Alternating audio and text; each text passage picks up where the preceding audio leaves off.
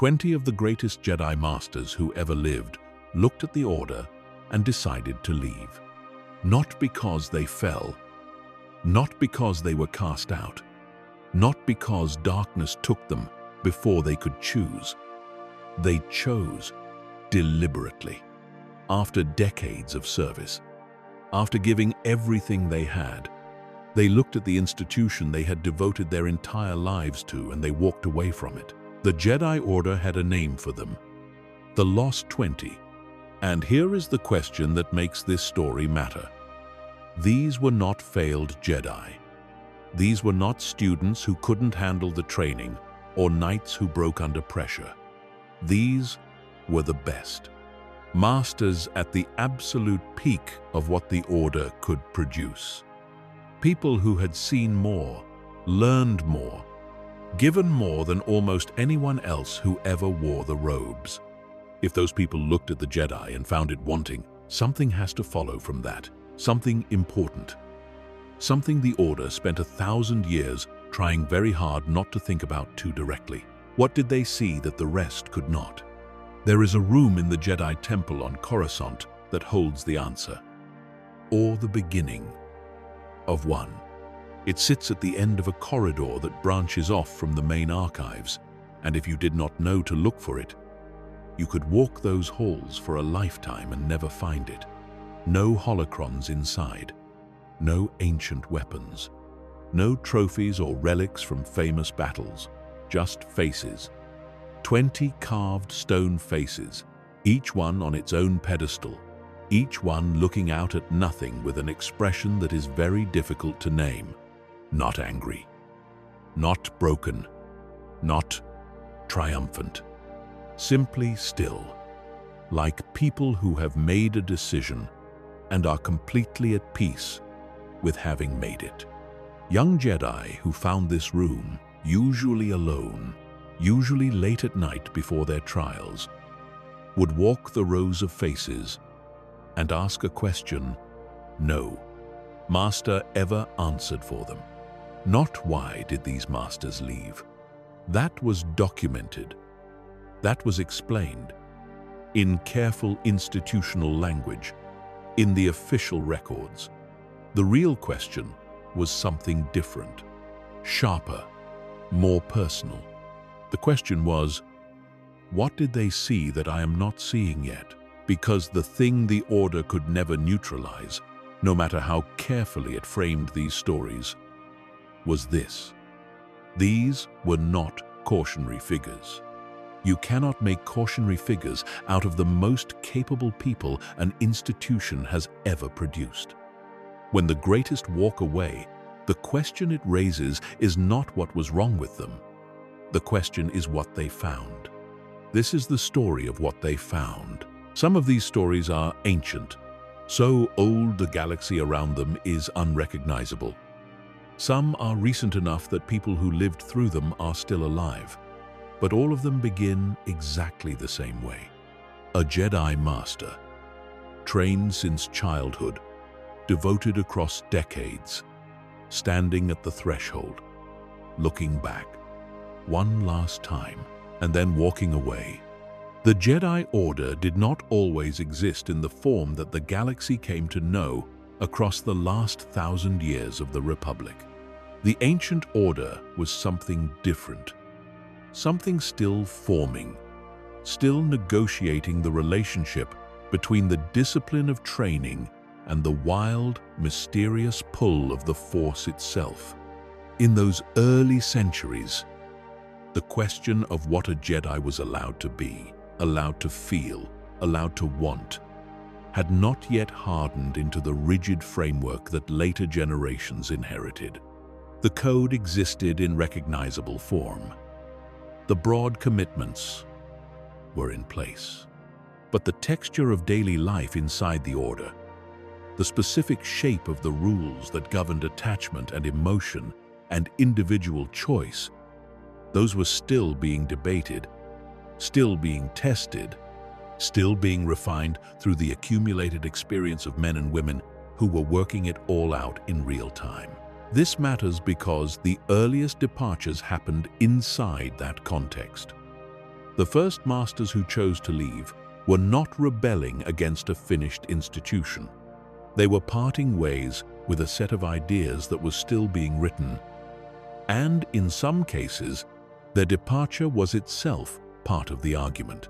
Their choice to leave was, in a very real sense, their final position in a conversation that had been ongoing for decades. One of those earliest departures, documented imperfectly but documented nonetheless, involved a Jedi of extraordinary talent, whose name the records preserve as Phineas. He came from an era so distant that the specific planet of his birth had faded from the accessible records, replaced only by descriptions of his abilities and the unusual character of his Force sensitivity. What the records agree on is this: Phineas was brilliant, not merely gifted in the way that many Jedi were gifted, not merely the recipient of natural talent that had been carefully shaped by good instruction.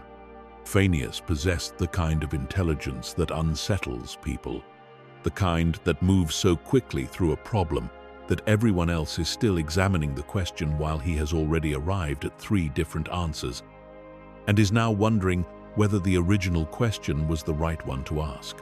He had been a Padawan to a master whose name is less clearly recorded, and the specifics of his training years are mostly lost. What survives is a sense of him as a student who was always slightly ahead of his instruction, always already interested in the next thing before his teachers had finished explaining the current thing. He was restless in the way that very large rivers are restless, always moving, always pushing against whatever channel contains them. He was made a knight. He served with distinction. He was elevated to master in time. And then, something shifted. The archives are careful in how they describe what happened next. Careful in the way that institutions are always careful when documenting moments that reflect badly on them. The language used is measured and neutral. Irreconcilable differences in philosophical approach. Divergence from established doctrine regarding the nature and proper application of the Force. A deeply considered decision to pursue a path of study that the Order could not accommodate.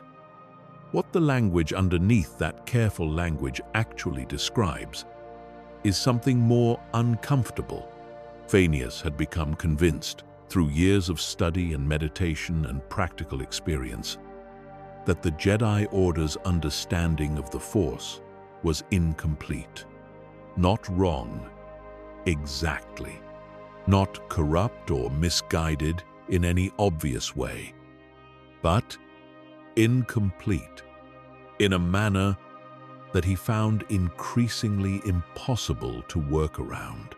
He had looked at the boundaries the Order placed around Force exploration, and he had come to believe, with the quiet certainty that comes from long reflection rather than sudden emotion, that those boundaries were not protecting anything worth protecting. They were limiting. They were, in his view, a kind of institutionalized timidity, dressed up in the language of wisdom. He brought this view to the Council. He articulated it carefully, having prepared for the conversation over a long period. He was not seeking permission to abandon the Order. He was seeking, in the first instance, an honest exchange of views, a genuine engagement with the substance of his concerns. He wanted to be heard. He wanted the argument he was making to be met with counter-arguments of comparable seriousness. He wanted the Council to engage with the possibility, even if they ultimately disagreed, that there were aspects of Force understanding that the Order had not yet explored, and that the refusal to explore them was itself a choice with consequences. What he received instead was something that masters of the Council, across thousands of years and in dozens of different situations, had offered to many voices that challenged their institutional assumptions.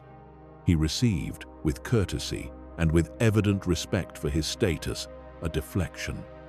The council expressed appreciation for his perspective. They acknowledged his concerns as sincere. They offered the kind of response that sounds substantive at first, but when examined carefully, says nothing at all. They told him that the Order had considered such questions before and had arrived at its current understanding through long deliberation. They told him that the boundaries he found limiting were in fact protective. They told him, in the most diplomatic language available, that he was wrong and that the matter was settled. Phineas left the temple the following morning. He did not take students with him. He did not attempt to persuade other masters to follow. He simply walked out of the life he had known, carrying what he had learned and what he believed into a galaxy that had very little framework for what a former Jedi Master was supposed to do next. He walked out into that vast and indifferent galaxy and disappeared into it, the way that people disappear when they stop being what everyone around them expected them to be. What he did next is where his story darkens. Because Phineas, once outside the Order, did not find the philosophical freedom he had been seeking. He found, instead, the thing that the Order had always warned was waiting on the other side of those boundaries. He found the Sith. It is important to be precise here, because the easy reading of Phineas's story is that it proves the council right. He left, he fell, therefore the restrictions that drove him to leave were justified. But the history is more complicated than that. Phineas did not fall immediately. He did not exit the temple doors and walk directly into darkness. The records, fragmentary as they are, suggest a period of genuine independent study, of real engagement with Force traditions that the Jedi Order had dismissed or banned. He was doing, in other words, exactly what he had said he wanted to do. He was exploring. He was pushing against the edges of what was known and finding what was on the other side. The Sith who eventually contacted him did so because they were watching. They monitored the edges of the Jedi Order the way certain predators monitor the periphery of a herd, alert to any individual who separates from the group. Phineas was not weak. He was not corrupted by grief or anger. He was brilliant, and he was curious, and he had already done much of the philosophical work that made him susceptible to the specific argument the Sith offered. That argument was simple and elegant. You already believed the Order was holding you back. We are the proof that you were right. He took a Sith name. He became Darth Ruin. And in the centuries that followed his departure, the name Phineas was added to the archives in the section dedicated to the most costly losses the Order had ever suffered. Not because he was the most powerful Sith who had ever emerged from Jedi ranks, though his power was considerable and the wars he prosecuted were devastating, but because he was the first to make the choice with full awareness and full deliberation, and because his story contained a question that the Order could never quite answer cleanly. Had the Council engaged with him honestly? Had they met his argument with real substance rather than institutional deflection? Would any of it have been different? The bust of Phineas in the archives room does not look like the face of a man who became a Sith Lord. It looks like the face of a man who is still waiting for an answer. In the centuries after Phineas, the Order continued to evolve. Wars came and went. The galaxy reshaped itself around conflicts that no living being at the founding of the Republic could have predicted. The Jedi fought, rebuilt, lost members, trained new ones, and slowly, the soft edges of the early Order hardened into something more definite. The rules became clearer. The expectations became more explicit. The path from youngling to Padawan to knight to master became more formalized more documented, less subject to the individual interpretation of any one teacher. This was, by most measures, a healthy development. Institutions need structure. Training needs consistency. The Force itself, wild and unmappable as it was, needed to be approached with method if you were going to build an order that could reliably produce capable Jedi generation after generation. But every time the Order added a new layer of structure, every time a rule became clearer or an expectation became more explicit, it also added a new possible point of departure, because there would always be some Jedi, somewhere in the Order, for whom that particular layer of structure was the one they could not live within, not because they were weak, but because they were, in their own particular way, paying attention. Most of those Jedi never left. They found ways to exist inside the institution without fully accepting all of its constraints. They meditated on their doubts rather than acting on them. They found teachers or fellow knights who shared their reservations and built quiet, unofficial communities of alternative thinking within the larger body of the Order. The Jedi Order, for all its rigidity in some areas, was not a monolith of thought. It contained, especially in its earlier centuries, a genuine diversity of philosophical approach. Masters disagreed with each other frequently and openly. The Council itself was never a body of identical thinkers, and the history of its deliberations contains arguments that would surprise people who assumed its members all arrived at the same table believing the same things. But some Jedi could not contain their disagreement within the institution. Some found that the gap between what they believed and what the Order required them to practice had grown too wide to bridge. For some, the gap was intellectual, a matter of how the Force worked and what the right approach to it was. For others, it was personal, a matter of what they were permitted to feel and who they were permitted to love.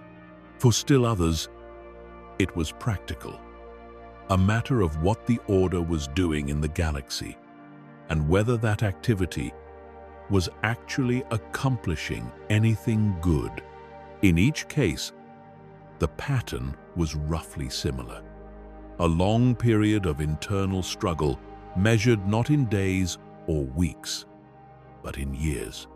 Attempts to work within the system, to find the angles and the language and the relationships that might create the change they were looking for.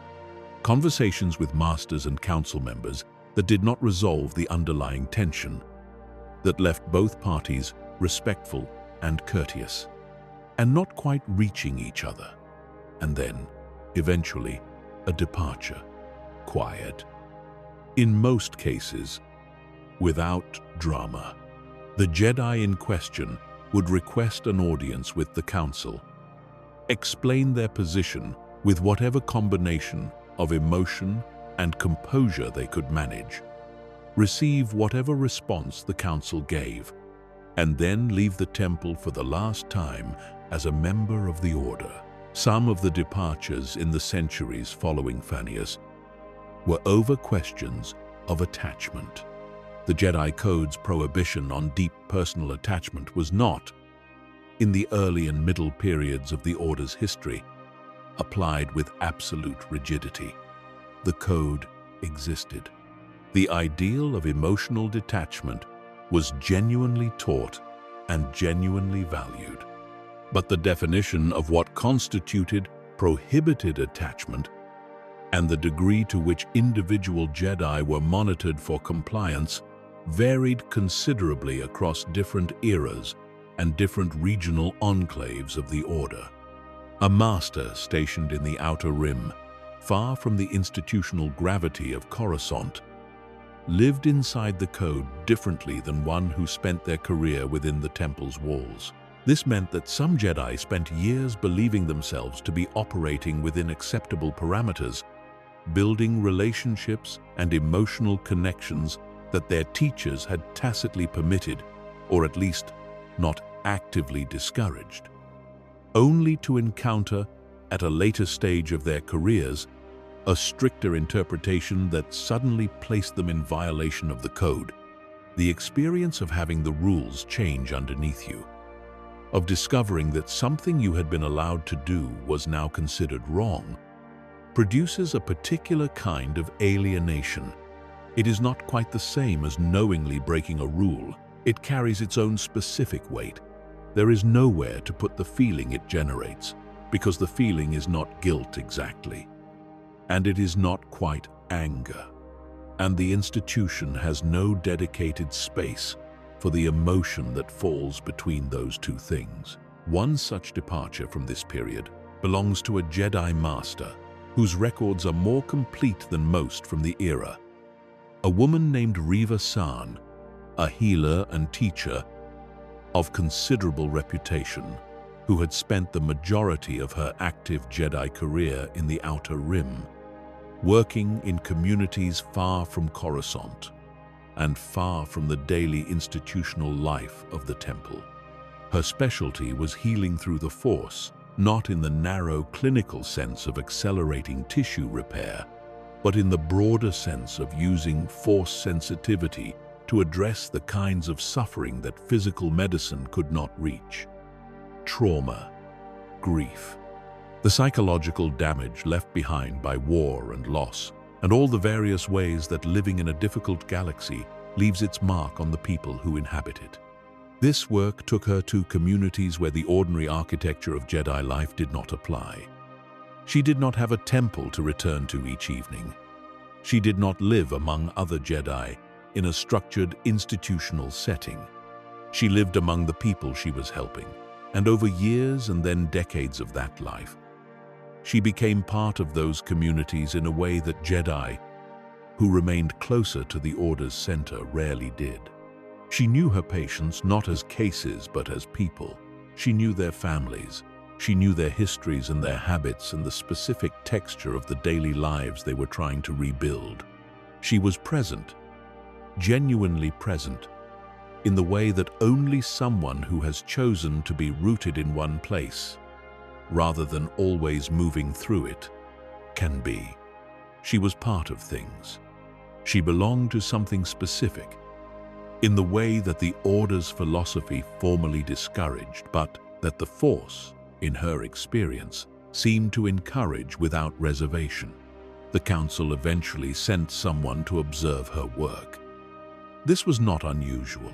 Jedi who operated independently in the Outer Rim were periodically checked on, not as an act of surveillance, but as an act of care. The Order needed to know that its members were well. It needed to ensure that the isolation of long-term field assignments was not producing the kind of drift that could, over time, become dangerous.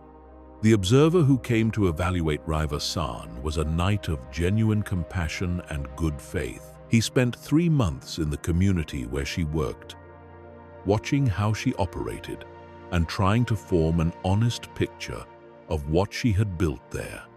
What he saw was a Jedi who was deeply effective, whose healing work was producing real and measurable improvement in the lives of real people, and who was also, by any serious interpretation of the code, too attached. Not romantically. The question was never romantic in her case. It was something more diffuse and, in many ways, harder to resolve. She cared. She cared in a way that the code described as excessive. She felt the losses of the community she served as her own losses. When someone she had worked with for years died, she grieved as a family member would grieve, not as a Jedi was supposed to grieve. When a child she had helped through a difficult recovery grew up and started their own family, She celebrated with the uncomplicated joy of someone who had allowed herself to be genuinely invested in the outcome. She was, in a word, the observer used carefully, and with evident discomfort in his report, attached. She was asked to return to the temple and undergo what was described as a period of reflection and recentering. The language was kind. The intention was probably genuine. But what the invitation actually meant, understood plainly, was that she was being asked to come back to the center of the institution and allow the institution to reshape the part of her that had grown in a direction the institution did not approve of. She was being asked to return in order to be corrected. And the thing she was being asked to correct was the very thing that was making her work so effective. Reveran asked for time to consider. She was given it. And during that time, she walked through the community she had built her life in. And she looked at the people she had served. And she thought, with the careful honesty that had characterized her relationship with the Force throughout her career, about what she was actually being asked to do. She was being asked to become less present, less connected. She was being asked, in the language of Force philosophy, to release her attachments. But what those attachments looked like, from the inside, from where she actually stood, was not attachment in the dangerous sense the code was designed to guard against. What they looked like was simply care, the ordinary, irreplaceable, irreducible capacity to genuinely care about the people in front of you, not in the abstract, not as an expression of generalized compassion for all living things, but specifically, personally, in the real and immediate way that makes helping someone feel like something worth doing. She did not go back to the temple. She wrote a letter to the council that has been partially preserved in the archives. And the portion that survived contains a sentence that was quoted in silence by many Jedi who read it in later years. She wrote that she did not believe she had stopped being a Jedi by learning to love the people she served. She believed she may have started.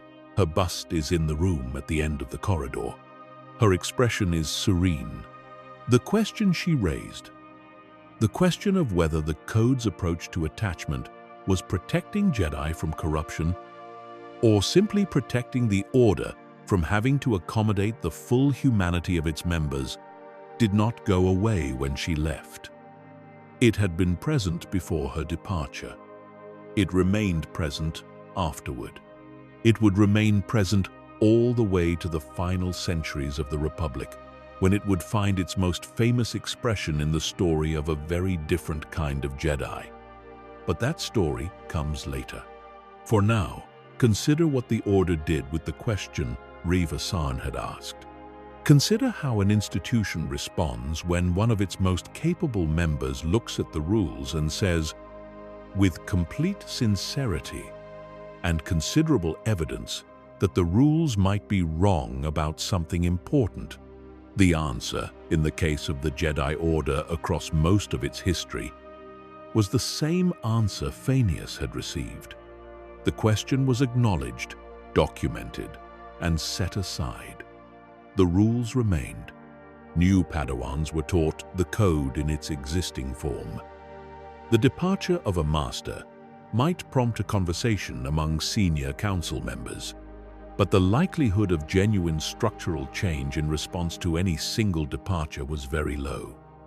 Institutions of sufficient age and power do not change in response to individual challenge. They absorb. They continue. They remember their departed members in a quiet room at the end of a corridor. And they continue. There was a period, roughly in the middle stretch of the Old Republic era, when the rate of voluntary departures accelerated. Not dramatically, not in a way that would have looked alarming to an outside observer. The Lost 20 were called the Lost 20 precisely because the number remained relatively contained over such an enormous span of time. But within the internal accounting of the Order, The cluster of departures during this particular stretch was noted, discussed, and attributed to what the Council described as a broader philosophical unsettlement in the galaxy. This was not entirely wrong. The galaxy was unsettled. The long centuries of relatively stable Republic governance had given way to a period of more visible tension between the core and the outer rim, between the established power of Coruscant and the growing autonomy of worlds that had never quite accepted the premise that the people at the center of the galaxy necessarily knew better than anyone else. The Jedi were implicated in this tension, whether they wished to be or not. They served the Republic. They operated out of the Republic's capital. They were, by their function and their location and their long historical relationship with the Senate, part of the apparatus of core power, even if their individual members came from every corner of the galaxy, and even if the Order's mission was framed in terms of service to the Force rather than service to any political body. Some of the departures during this period were driven by this political dimension. Masters who had spent long careers in the Outer Rim found themselves unable to continue acting as representatives of a peace that seemed, from where they stood, to be the peace of the powerful rather than the peace of the just. They looked at the decisions the Council made in coordination with the Senate, and they could not find, in those decisions, the pure expression of Force guidance that the training had taught them to expect.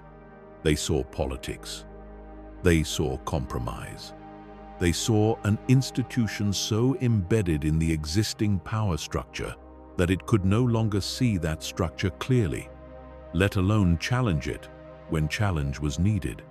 These were difficult conversations to have with the Council, because the Council members who received them were not corrupt people. They were genuinely trying to navigate a complex relationship between an ancient spiritual institution and the political realities of governing a galaxy of millions of inhabited worlds. They had thought hard about the compromises they were making.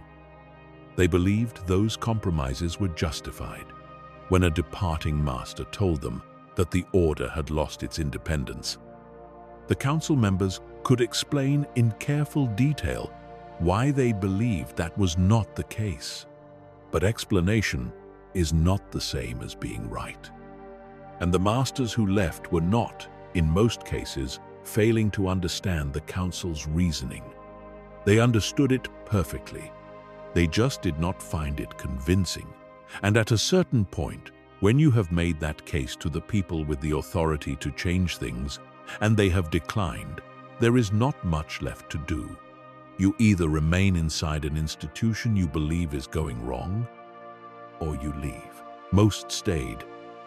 The lost 20 left. There is a particular member of this middle period whose story has been told and retold, partly because the documentation is unusually good, and partly because the story contains elements that people find difficult to resolve neatly.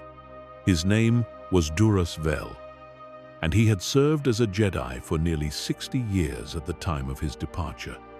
He had been, by any measure, one of the most distinguished members of his generation. Multiple campaigns, numerous diplomatic achievements, a distinguished record of teaching that had produced several knights who themselves became masters of significant reputation. He had sat, briefly, on the Council itself, serving one of the rotating positions that allowed experienced masters from outside the permanent membership to contribute their perspective to its deliberations. He left over the question of prophecy, not because he disbelieved in prophecy. He believed in it deeply, perhaps more deeply than any other active member of the Order at that time. He had spent years studying the ancient texts that the Order had accumulated on the subject. The fragmentary and contradictory predictions about the fate of the Force and the destiny of those who wielded it. He had become, through that study, one of the Order's most informed scholars on the subject. which meant that he was also one of the people most deeply aware of how much the Order did not know, and how much of what it thought it knew was provisional and contested, and dependent on interpretations that had been made long ago by people who might or might not have understood the texts they were interpreting. His concern was specific. The Order had adopted a position on a particular prophecy, one that scholars have argued over for millennia, concerning what the texts referred to as a chosen one, a being of extraordinary force potential whose emergence would in some way resolve a long-standing imbalance in the Force itself. The Council's position was, in the characteristically careful institutional language they favored, that the Order would monitor for signs of its fulfillment without committing to any particular interpretation of its meaning or timeline. This was prudent.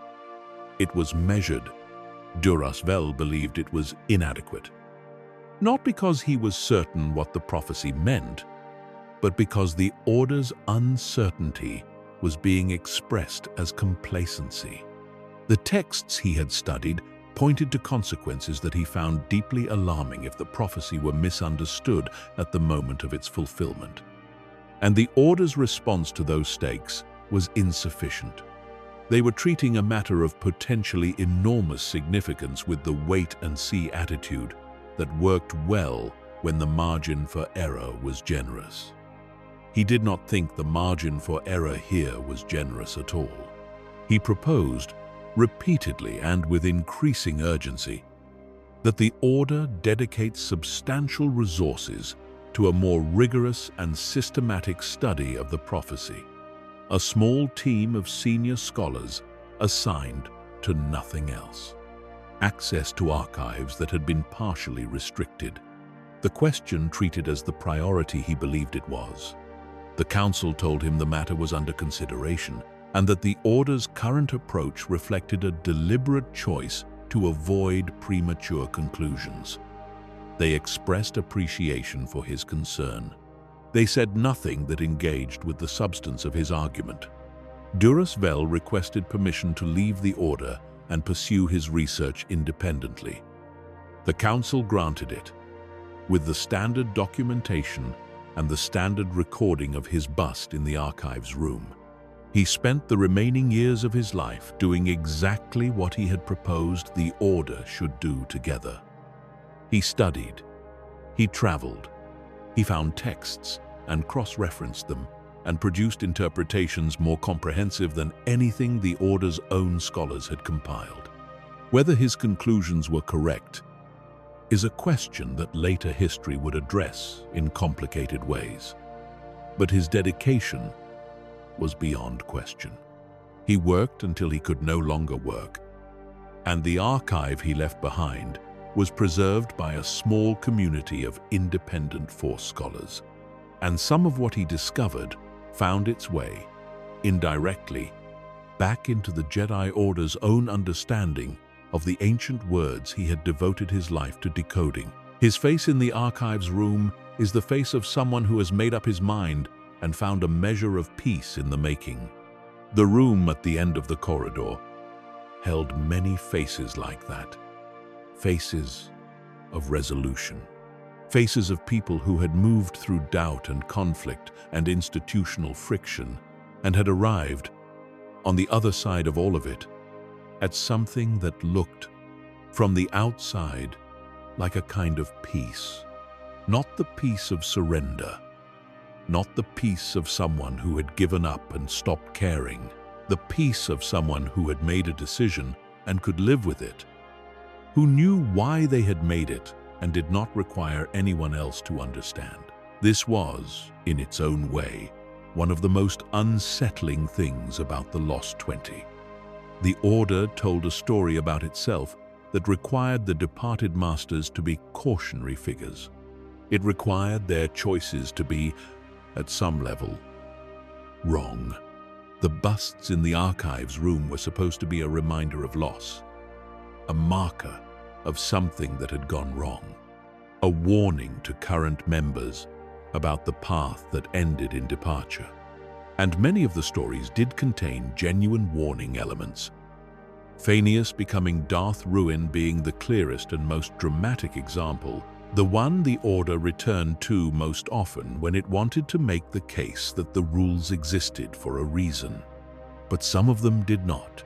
Some of them contained, if you looked honestly at what they actually described, the story of a person who had seen something clearly, had been unable to make the institution they served see it with them, and had left in order to act on what they knew.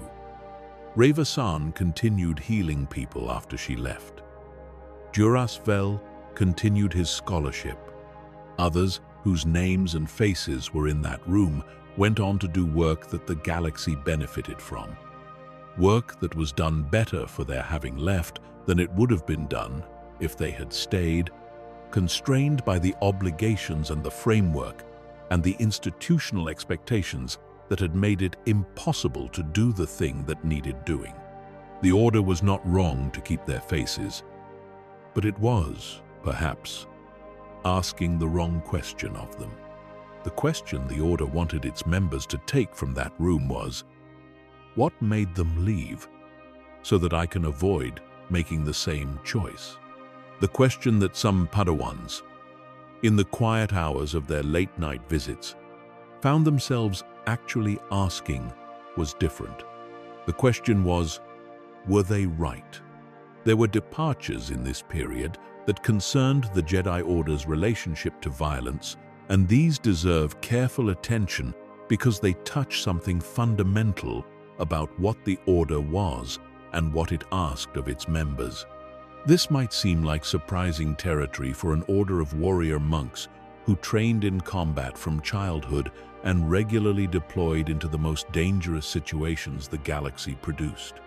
But the Order's philosophy on violence was not simple. It was layered and nuanced and, in some of its nuances, genuinely difficult to live consistently with over a long career. The code called for peace. The training produced fighters. The Council sent those fighters into wars and border conflicts and situations where the alternative to violence was worse than violence itself. The theological work that reconciled these facts was real and carefully maintained. But it was work. It required effort to sustain, and some Jedi found themselves, after years of active service, unable to continue the effort. There was a master in this period, known in the records as Teslan of Kuat, whose departure followed years of active participation in a conflict that historians would later describe as one of the morally messiest of its era. Not because the cause was wrong. In its broadest strokes, it was probably right.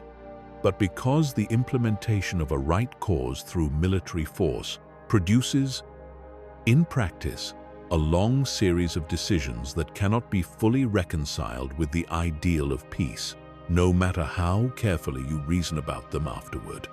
He had served as a general.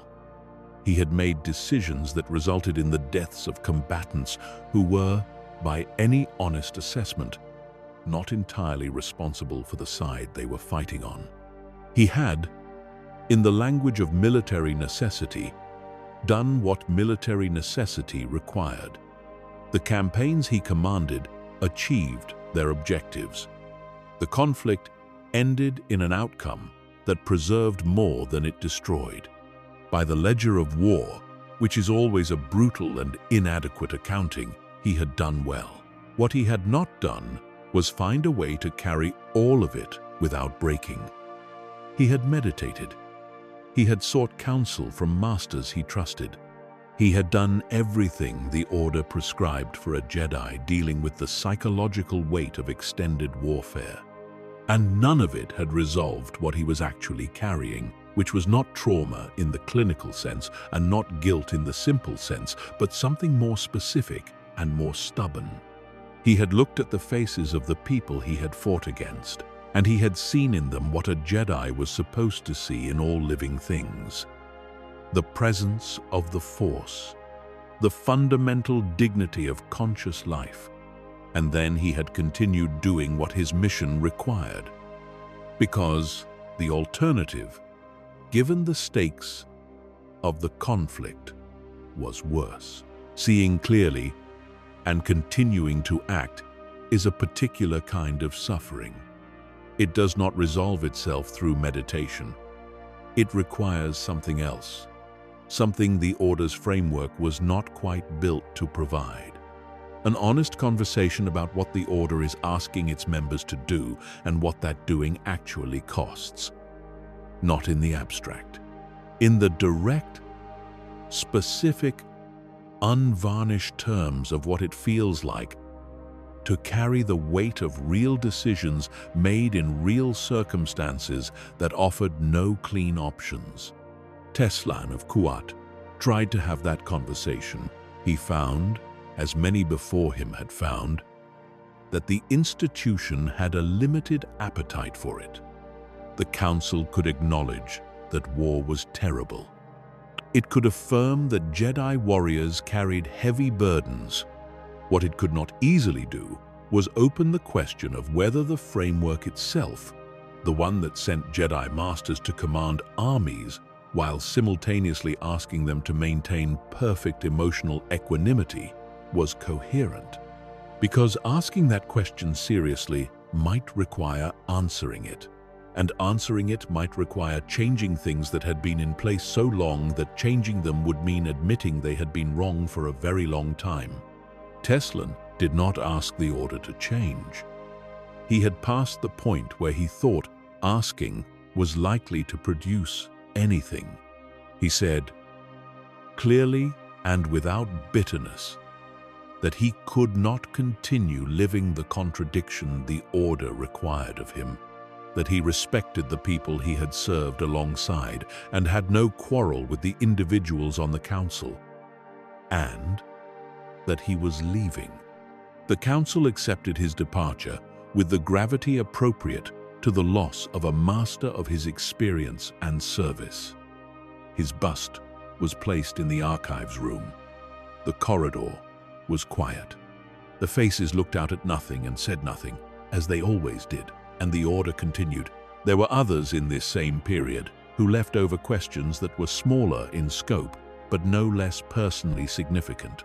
A master who had developed a genuine philosophical friendship with a civilian scholar, entirely intellectual, entirely unconsummated in any way the code would formally prohibit, but which had grown over years into something the Order classified as excessive attachment.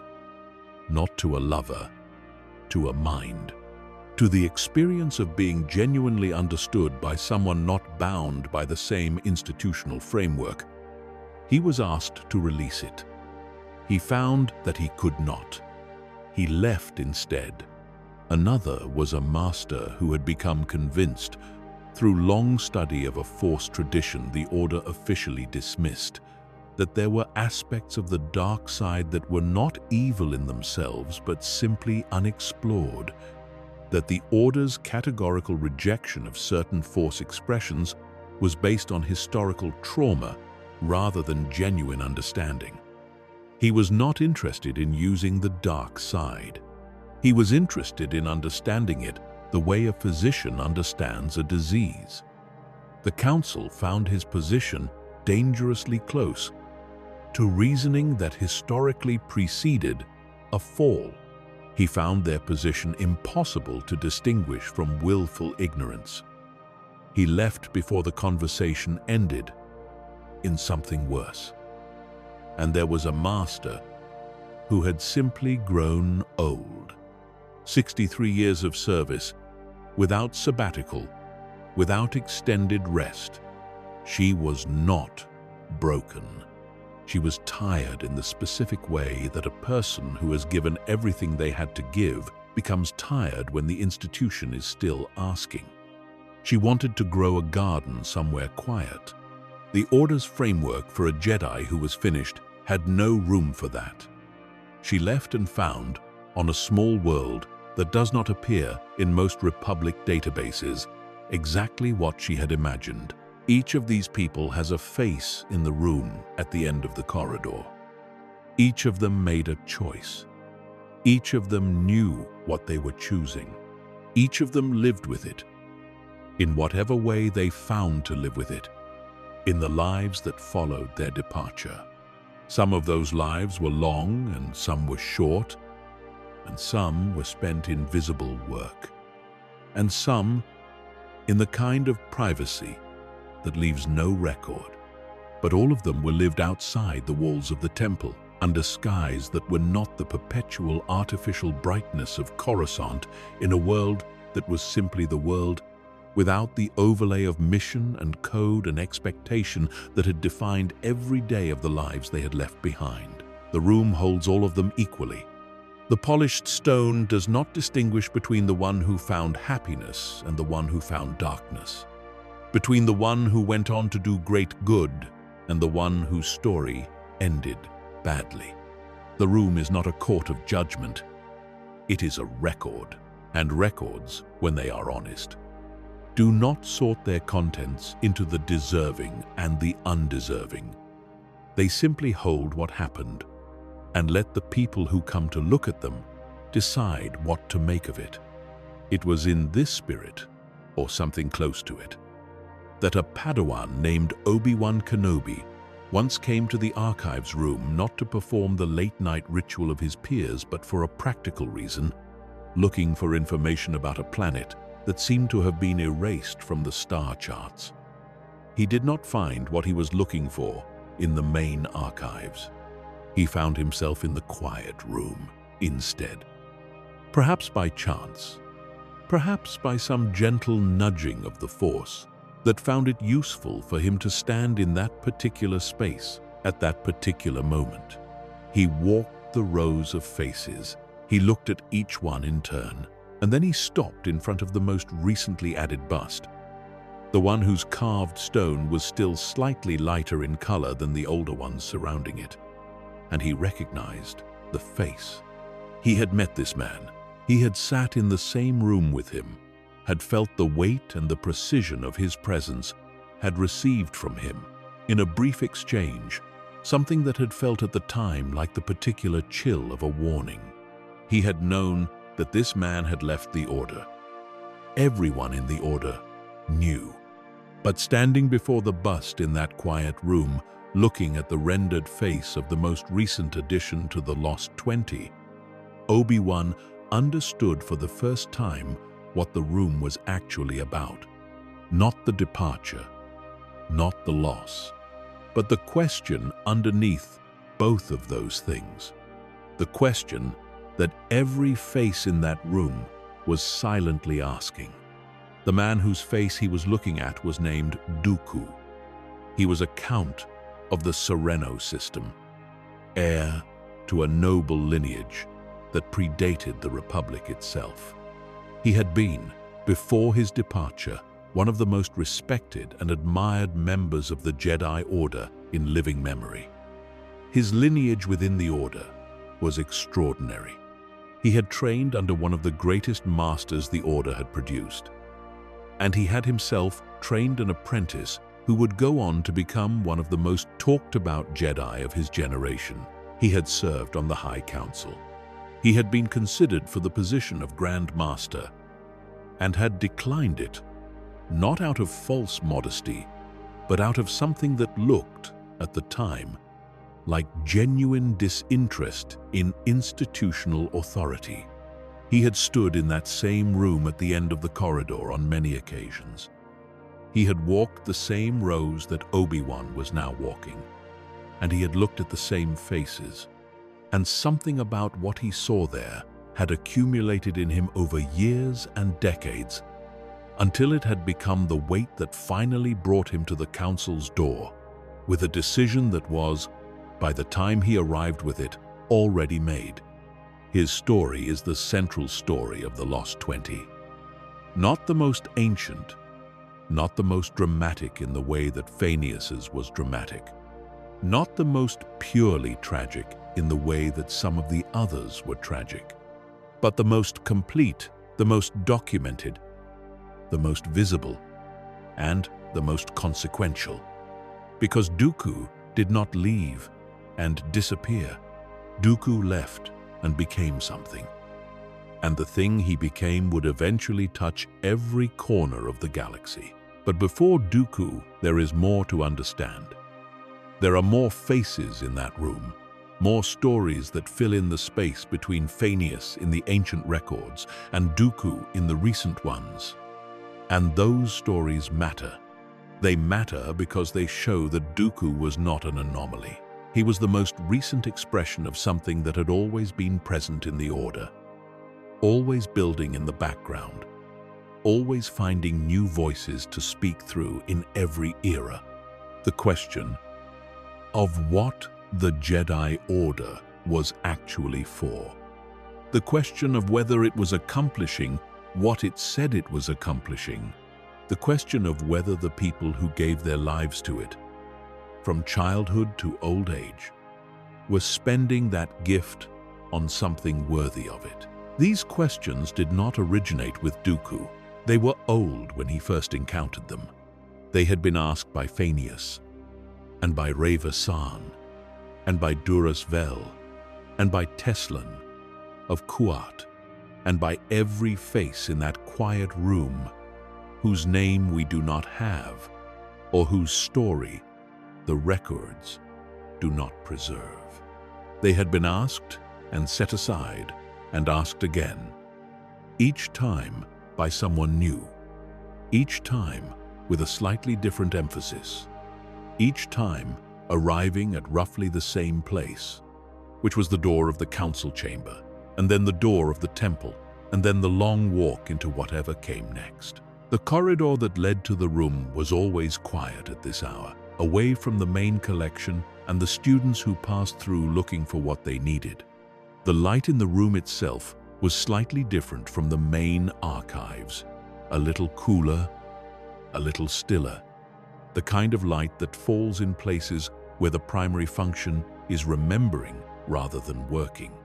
The faces on their pedestals caught that light and held it, each one slightly different in the way it fell across carved features and mouths that had been fixed by their makers in expressions of whatever the makers had believed. The subject was most truly feeling at the moment. They made the choice that put them here. Most of those expressions were calm, not indifferent, not empty, but calm in the way of people who have resolved something within themselves, who have arrived at a settled relationship with the decision they made. Some were sad. A few carried, in the carved features, something that looked like grief, the specific sadness of leaving a place you loved, even if you could not stay in it. Because most of the people in that room had loved the Order. They had grown up in it. It had shaped everything about who they were. Leaving it was not a simple rejection. It was something more complicated and more costly. It was the decision that what you loved was not enough to keep you from leaving. This is the world that created the Lost 20.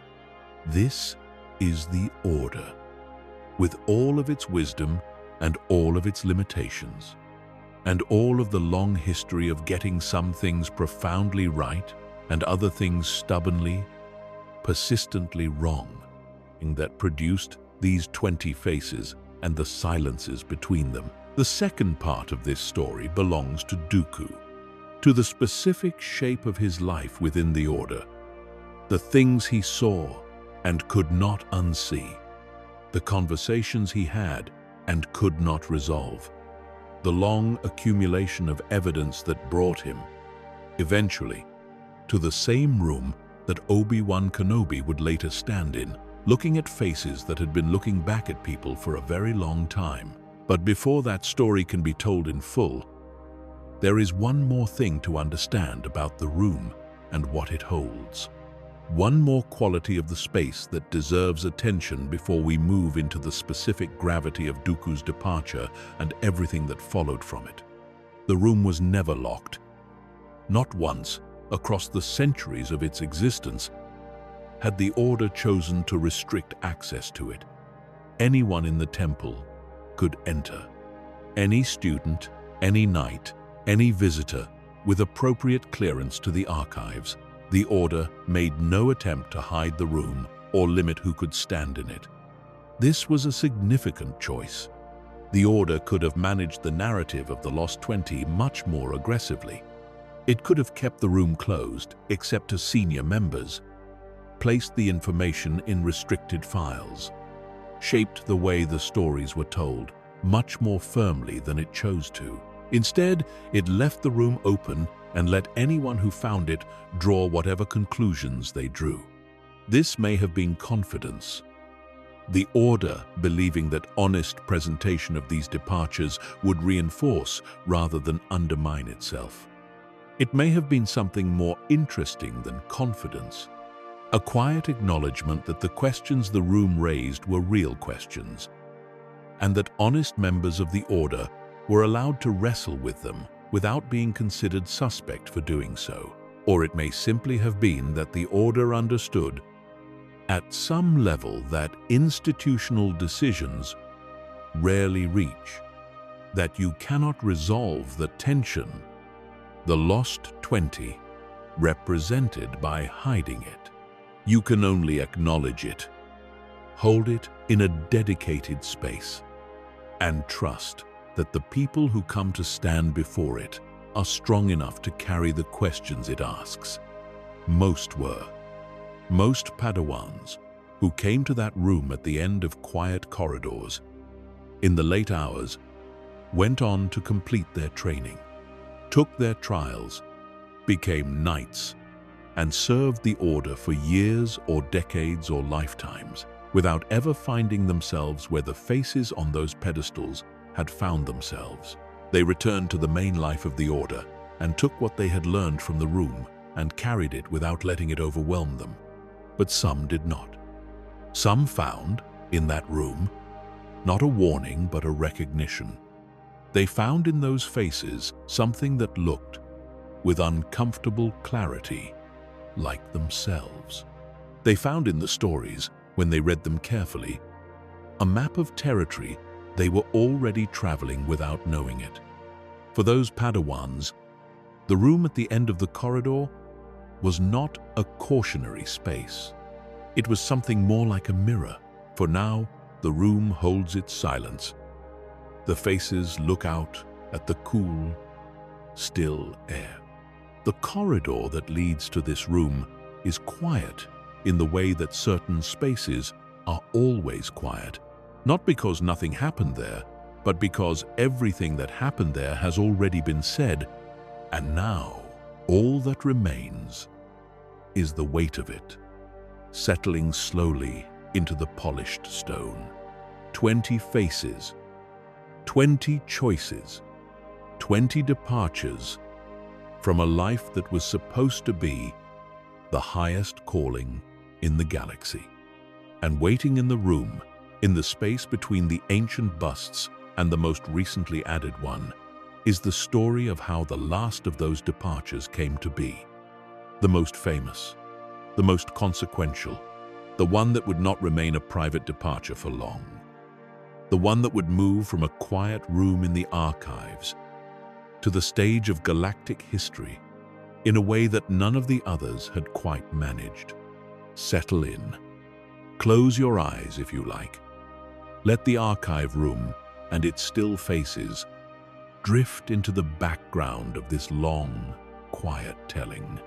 Because the story of Dooku, of what he saw and what he could not accept and what he did about it, is worth telling slowly. It is worth giving every room it needs.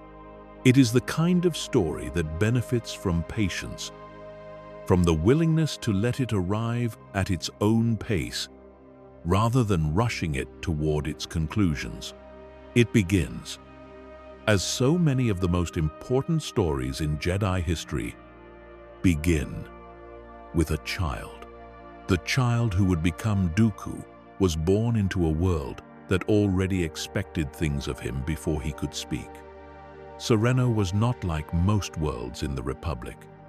It was old in the way that certain places are old. Not merely in years, but in the weight of accumulated history that saturates the stone and the air, and the way people hold themselves when they walk through the halls of houses that have stood for 2,000 years. The noble families of Sereno did not merely possess wealth.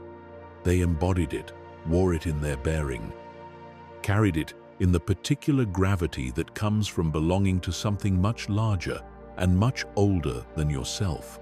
To be born into the house of Dooku was to inherit. Before you could understand what inheritance meant, a claim on the galaxy that had been paid for in generations of careful stewardship, political acumen, and the kind of patient accumulation that only very old families understand. He was the youngest son. The records of his birth are formal, in the way that aristocratic records are always formal, noting the time and the place and the names of those present with the careful precision of people who understand that these details will matter one day. What the records cannot capture is what the planet felt like on the morning he arrived, the specific quality of light over the great estate, the sound of wind through the formal gardens that his family had cultivated for centuries. These are the things that belong only to memory. And the memory of that morning was held by people who would not be part of his life for much longer, because the Jedi found him. They came as they always came in those years, quietly and with courtesy, representatives of an institution that carried enough weight in the Republic that even the oldest noble families received them with the combination of respect and private reservation that power always generates in the presence of greater power. They came with their instruments and their tests and their careful questions, and they found what they were looking for: force sensitivity, in a degree that the instruments measured with an almost audible certainty. Not just present, exceptional. The child in front of them was exceptionally force-sensitive. And in the calculus of the Jedi Order, that meant one thing above all others: he belonged with them. The negotiations that followed were conducted with all the care that the circumstances required. His family was not unaware of what the Order was, not naive about what giving a child to it meant. Sereno had a long history with the Jedi. Noble families had donated children before. The arrangement was framed, as it always was framed, in terms of honor. The child would serve something larger. The child would receive training that no private academy could match. The child would be part of an order whose importance transcended politics and whose mission was genuinely, in the way that very few institutions ever managed to be, in service to the good of every living thing in the galaxy. His parents agreed. They said goodbye to their youngest son, in whatever way one says goodbye to a child who is leaving for a life that will make him someone you no longer fully recognize. And the child was taken to Coruscant, to the temple that would be his home now, to the life that the Order had prepared for him before he had any ability to choose it. He was young enough that the transition did not shatter him. Children who are taken young enough adapt in the way that all young creatures adapt, by becoming what the environment shapes them into, by absorbing the rules and the rhythms and the relationships of the world they find themselves in, and building their sense of self from those materials.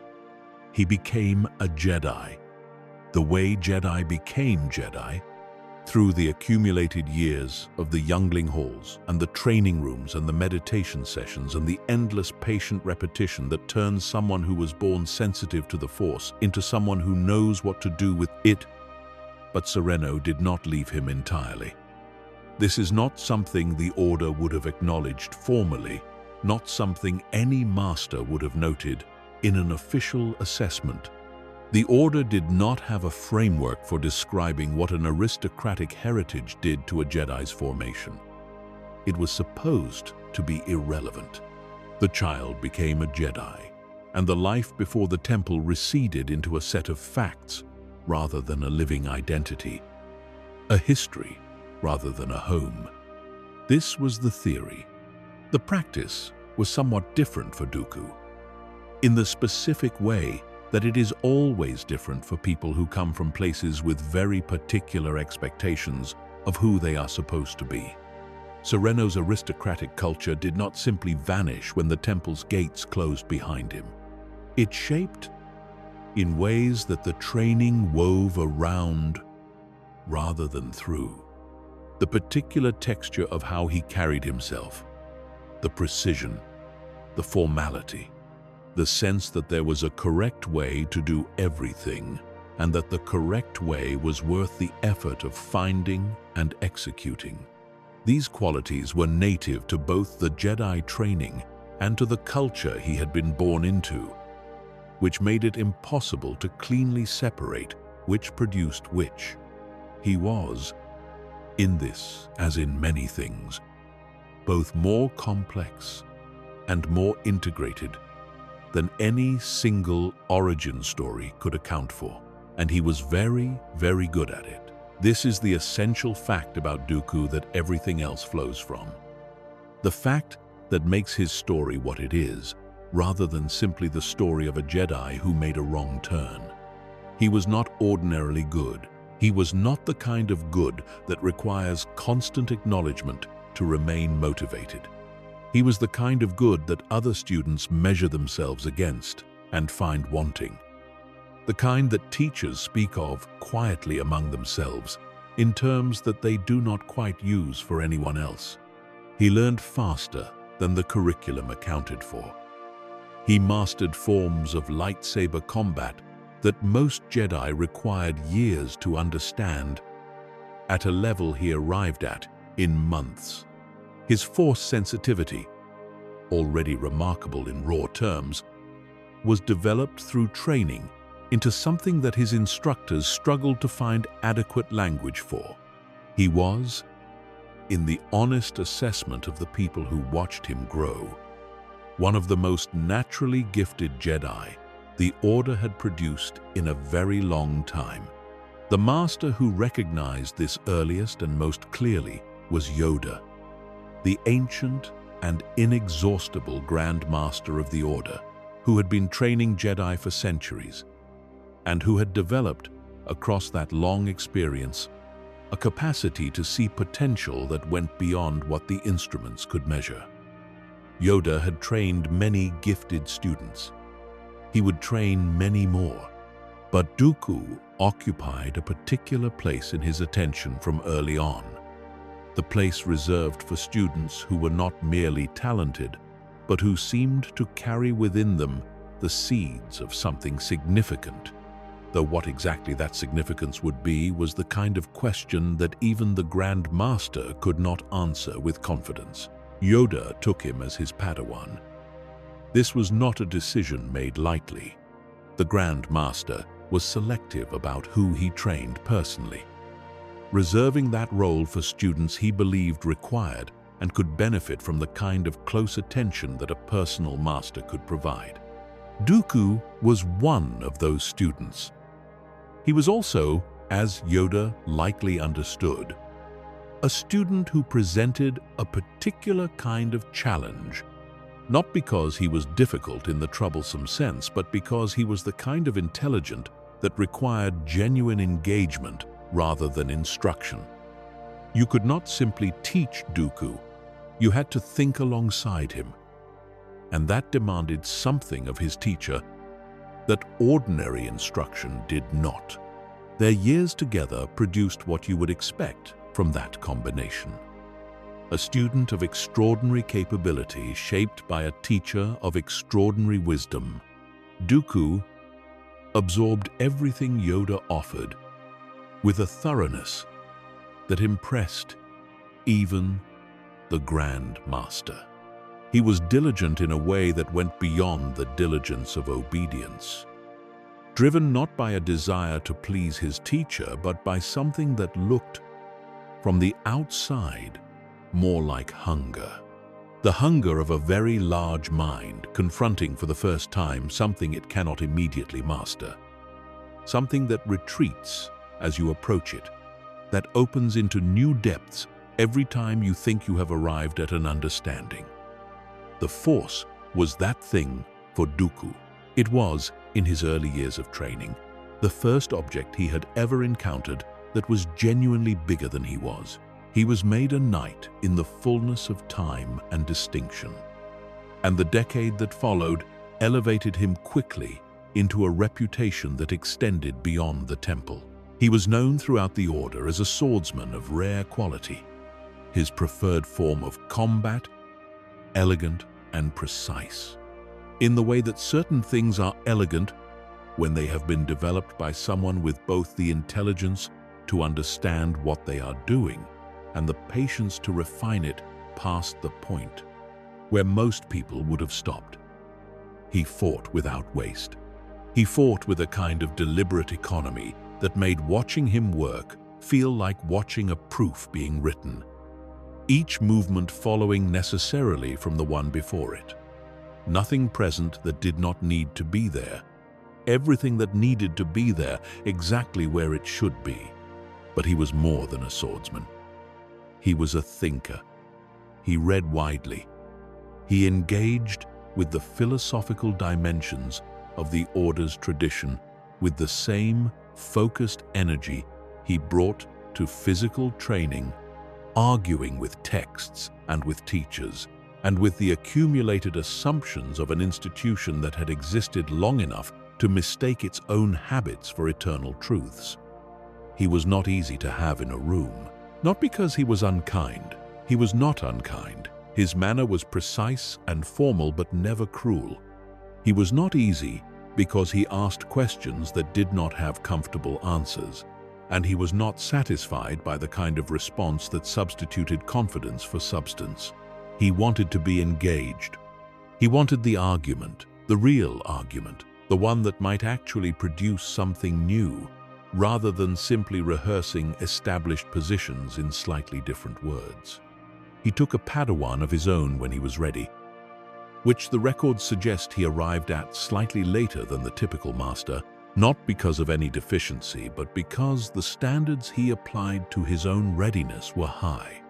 The student he chose was a boy named Qui-Gon Jinn, and in this choice, as in most of his choices, Dooku was exact. Qui-Gon was not the most naturally gifted student available to him. He was not the most technically proficient or the most academically accomplished. What he was, and what Dooku recognized in him with the precision of long observation, was genuine. His connection to the Force was personal and immediate in a way that reminded Dooku, though he would not have described it in these terms, of what he had felt in his own early encounters with it. Not the Force as doctrine, the Force as reality. He gave Qui-Gon everything a master was expected to give. The technical training, the philosophical grounding, the practical experience of missions that grew in complexity as the apprentice grew in capability. He gave him the full benefit of his knowledge and his reputation and his time. And something else that Dooku rarely gave freely, which was access to his actual thinking rather than merely his conclusions. He showed Qui-Gon how he reasoned. He walked him through not just what the right answer was, but why it was the right answer. The structure of the thinking behind it, the considerations that had to be weighed and how to weigh them. This was, in retrospect, both his most significant gift to his apprentice and the thing that made his eventual departure harder for Qui-Gon to fully accept. Because Qui-Gon had been taught to think by a person who was deeply disillusioned with the institution they were both part of, and the tools Dooku gave him were the tools that would, in Qui-Gon's hands, produce not disillusionment, but the particular kind of independent thinking that the Order found almost as difficult to manage. In this, he was probably more successful than he anticipated. Qui-Gon developed an independent mind with remarkable thoroughness. He developed opinions about the Force and about the Order and about the right way to navigate the tension between rules and reality that were, in some respects, quite different from Dooku's. Where Dooku's instincts ran toward the structural, toward fixing institutions and correcting systems and addressing the sources of problems at their root, Qui-Gon's ran toward the immediate. He trusted what was in front of him. He trusted the living moment and the living force that animated it. He trusted what he could feel over what he could reason. There were missions together that tested both of them in different ways. A bounty hunter whose capture went wrong, and in the chaos of it, Dooku had used Force lightning to save his apprentice's life. Qui-Gon saw it, said nothing immediately, filed it somewhere. This was the first time that Dooku had shown, in the presence of another Jedi who knew him well, something that the code classified as a dark side ability, though the distinction between dark and light in the application of Force lightning was not so simple as it was taught, and Dooku knew that. And the knowledge that he knew it was itself part of the problem. You could not cleanly separate the ability from what it was supposed to represent if you believed, as Dooku had come to believe through his long study of the Force, that the separation itself was partly illusory. There was a senator, a corrupt one, though the redundancy of that phrase in the context of the late Republic barely needs noting. A senator who had been growing wealthy on the suffering of people he was supposed to represent, and who had arrived with soldiers to punish those people for having the temerity to want their lives back. Dooku had begun to choke him with the Force. Not all the way. Enough. Enough to communicate something that words, apparently, could not. Qui-Gon had intervened with his characteristic faith in gentler solutions. And the senator had lived, and Dooku had stepped back and later had said, with what it cost him to say it, that his former Padawan had been wiser. He had said it honestly. The honesty did not erase what had happened. He had reached for the Force in anger. He had used it to hurt something because the thing deserved hurting. He had felt, in that moment, something that was not confusion or regret, but a kind of clarity that he did not fully trust. A clarity that told him the senator deserved it. A clarity that the code would classify as the problem rather than the solution.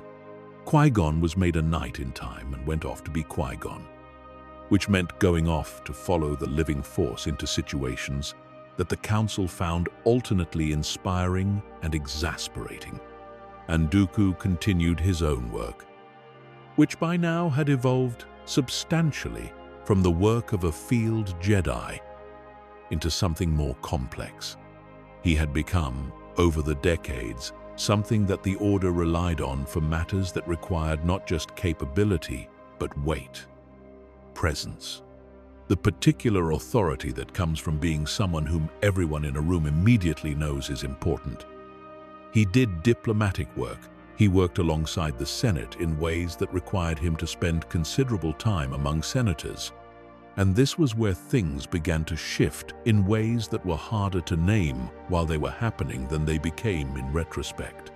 He was not naive about the Senate. He had not come to the galaxy expecting its governing body to be clean. He had grown up in a noble family on Sereno. He knew what power looked like from the inside. He knew that the machinery of governance generates its own incentives, and that those incentives are not always aligned with the nominal purpose of the institution. He knew this the way someone who has been near power their whole life always knows it, as background knowledge rather than revelation. But there is a difference between knowing abstractly that institutions are imperfect and standing in the specific rooms where the specific imperfection is occurring, and watching the specific people who are responsible for it, doing it with complete comfort. The gap between the abstract knowledge and the concrete experience of it is where something in Dooku began to change. He watched senators vote against measures that would have helped the systems they represented because the vote against served the interest of donors who funded their next campaign. He watched investigations die in committee because the person being investigated had enough allies to strangle any inquiry before it could reach him. He watched the Trade Federation and the banking clan and the various other corporate powers that had grown fat on Republic contracts operate with a freedom that bore no relationship to any law he had ever read, because the enforcement of those laws depended on a legal apparatus that those same corporate powers had spent decades carefully compromising. And he watched the Jedi navigate this. He watched the Council make its calculations about when to push and when to step back. When a confrontation with Senate leadership would cost more than it would gain, when a compromise was genuinely necessary, and when it was simply convenient. He understood the calculus. He had sat in enough rooms to understand the considerations. But understanding a calculation is not the same as finding it acceptable. And the more he sat in those rooms, the wider the gap became between what he understood the Council was doing and what he believed the Council should be doing. He was eventually elevated to the Jedi High Council. This is worth sitting with for a moment, because it is easy to read the later story of Dooku and assume that his dissatisfaction with the Order was always the dominant note of his character, that he was always already the man who would leave. But the Council does not invite dissatisfied people to sit on it. The invitation is a form of acknowledgement. It says, "We trust your judgment. We believe your perspective is worth having in the room where the most consequential decisions of this institution are made." Dooku was invited to that room because the Order valued him, because his career had been, by the most honest measures available, exceptional, because the masters who knew him best believed, with genuine conviction, that his presence made the Council more capable of the things a Council needed to be capable of. He accepted. He sat in the circular chamber. He participated in the deliberations. He brought to those conversations everything he had developed across decades of service. The precision of his thinking, the weight of his experience, the particular ability he had always had to see what was actually happening in a situation rather than what the situation was supposed to look like from the vantage point of institutional comfort. He was, by all accounts that survive from this period, a formidable presence in that room. Not easy to disagree with, not comfortable to challenge, but serious and engaged and genuinely interested in arriving at the right answers rather than merely the defensible ones. What he saw from that vantage point changed something. Not immediately, not in a single dramatic moment. The Council chamber is where the full picture becomes visible, where a Jedi who has spent their career in the field or in diplomatic service or in academic study finally sees all the moving parts of the institution at once, all the considerations that the leadership is simultaneously juggling, all the compromises that were made last year and the year before that are now constraining what can be done this year. It is a view that can either inspire confidence or produce the specific kind of despair that comes from seeing the gap between the ideal and the actual, not from a distance, but up close. For Dooku, it produced the latter, not immediately. He spent years on the Council, years of sitting in that room and bringing his full attention to the problems it addressed and trying, genuinely trying, to help the institution he had served for decades make better decisions than it had been making. He argued. He proposed. He pushed back against positions he believed were inadequate, with the kind of careful, structured force that characterized his approach to everything. He was not a revolutionary. He was not trying to overturn the order. He was trying to make it equal to what the situation required. And the situation, from where he was sitting, required considerably more than the order seemed able to produce. The calculation that this compromise was necessary was being made by people who had strong incentives to find the calculation justified. The Jedi did not want a war with the Senate. They needed the Senate's cooperation to function. They were embedded in a power structure that their own well-being required them to not fully challenge. And so the challenges they mounted were always carefully calibrated to stop short of the point where they might actually produce the change the situation required. Dooku talked to Yoda about it. These conversations were the most honest available to him, because Yoda was the only person in the Order whose integrity he trusted without reservation. Yoda was not naive either. Yoda knew exactly what Dooku was describing. He had lived through more of it than anyone. And Yoda's answer, which was not wrong, which was genuinely wise in the way that Yoda's answers almost always were, was that the Order must work with what exists and seek to improve it from within, that patience was required, that the Force would provide direction, that darkness was not conquered by direct confrontation in political chambers, but by the long, slow cultivation of the conditions in which light could grow. Dooku heard this and understood it, and could not find in it what he needed, because what Yoda was describing was a project that might take centuries, and what Dooku was watching was happening now, in specific systems where specific people were suffering because the institution he was part of had decided that the strategic cost of intervening was too high. He was not a patient man in the way that Yoda was patient. He was disciplined, deeply disciplined. But discipline is not the same as the capacity to accept indefinite waiting when the cost of waiting is paid by people who have no voice in the decision. There was a friend.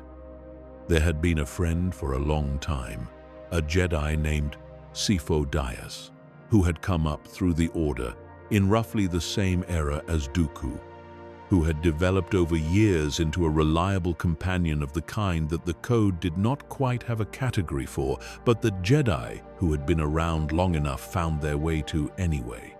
Dyas was a seer, or something close to it. He had visions, not the controlled, disciplined exercise of Force foresight that the training developed, but something rawer, more insistent, a flow of images and impressions that arrived unbidden, and that he had spent years learning to interpret without being overwhelmed. His visions in this period were dark.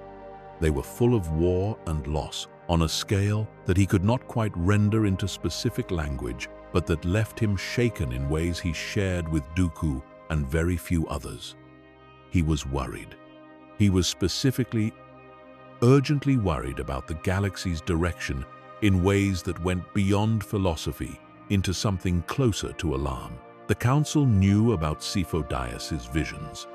The Council, characteristically, did not believe the situation warranted the response. Dyas believed it warranted, which was significant, concrete, immediate action, and Dyas, driven by whatever certainty the visions gave him, eventually acted without the Council's authorization, commissioning an army of clones from the Kaminoan cloners in secret, in defiance of the body he was supposed to be serving. He was removed from the Council for this. He died not long after, under circumstances that were never fully explained. And the army he had commissioned in secret disappeared into a mystery that would not be solved until it was almost too late to matter. Dooku had lost a friend, and had watched the Order handle the loss and the surrounding mystery with the same measured institutional calm it brought to everything. And if this contributed to the accumulation that was building in him, it contributed in the particular way that losses do, quietly and without drama, adding weight to a structure that was already carrying more than most people could see. The breaking point, when it came, did not arrive through any single event. This is the thing that surprises people when they first encounter the story of Dooku's departure. The expectation that something catastrophic must have finally happened, some last and unbearable offense that pushed him over a threshold he had previously managed to stay on the right side of. But the actual departure did not work like that. It worked the way all things work when they have been building long enough. Not with a final straw, but with a kind of quiet arrival at a place that had been approaching for years. He looked at the Order he had given his life to, and he had a thought that was not the first time he had had it, but was the first time he allowed it to settle into something permanent. The thought was that he was finished. He was finished. Not in despair, not in the collapsed way of someone who has broken, in the specific, considered way of someone who has done a thorough and honest accounting and arrived at a conclusion that cannot be argued with. He had given the Order everything he had for longer than most Jedi served. He had raised the concerns he believed needed raising, and they had not been addressed in the way that he believed the situation required. He had watched the Republic he was supposed to be protecting continue to drift toward the particular kind of corruption that eventually produces the kind of catastrophe that his friend Sifo Dyas had been seeing in visions for years. He had done this with his eyes open, and he had stayed, and he had worked, and he had tried, and it had not been enough. And then Qui-Gon died. The news reached Dooku through the temple's ordinary communication channels, carried in language that tried to be both informative and respectful, and achieved neither quality with complete success because there is no language adequate to the news that someone you have known since they were a child is dead. Qui-Gon Jinn had been killed on Naboo by a Sith Lord, the first Sith Lord to openly face a Jedi in 1,000 years, and the apprentice Dooku had trained since Qui-Gon was 12 years old, had died at the end of a red blade. Alone in a room while his own apprentice was trapped behind a field generator on the other side of a door, Dooku had taught Qui-Gon. He had spent years walking alongside him, watching him become himself, watching him develop the particular quality of attention and trust that made Qui-Gon Qui-Gon. He had seen in him, even when they disagreed, even when Qui-Gon's independent-mindedness tested the limits of what Dooku could manage without becoming frustrated, the thing that he valued above most qualities in another person: sincerity. Qui-Gon was always, whatever else he was, genuinely himself. He never performed. He never argued a position because it was strategically advantageous. He was present in each moment with a completeness that Dooku had spent his whole career trying to understand and had never quite managed to replicate. He grieved.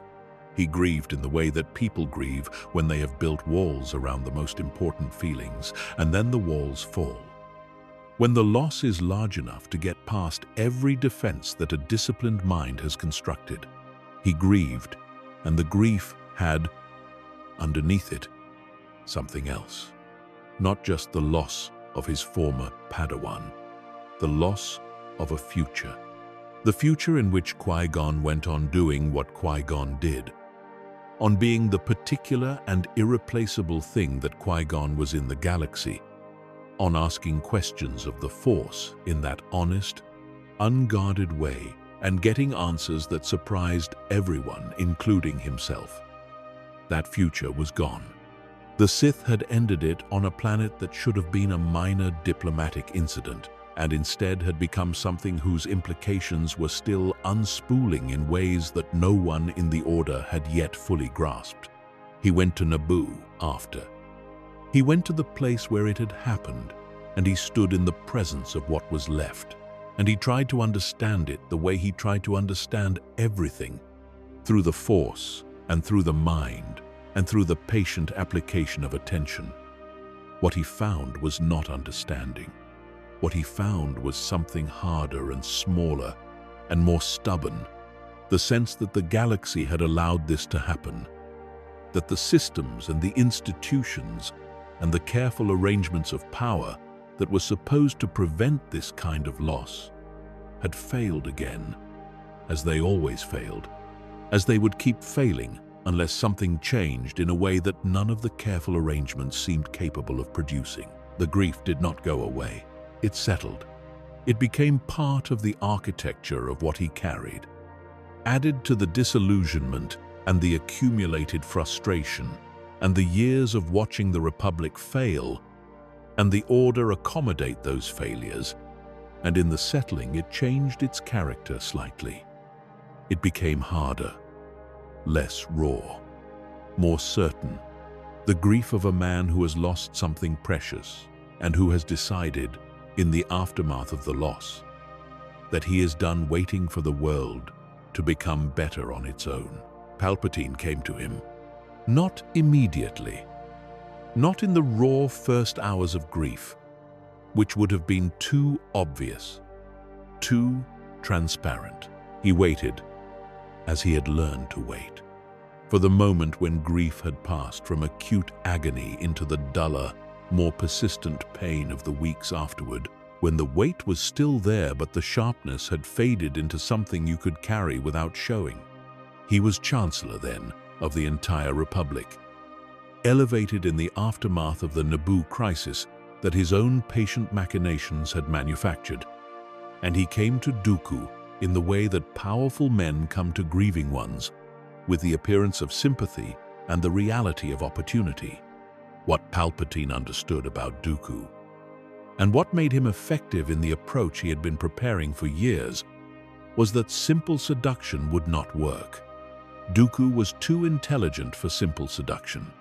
He would see through an obvious appeal to ambition or pride or the promise of power for its own sake.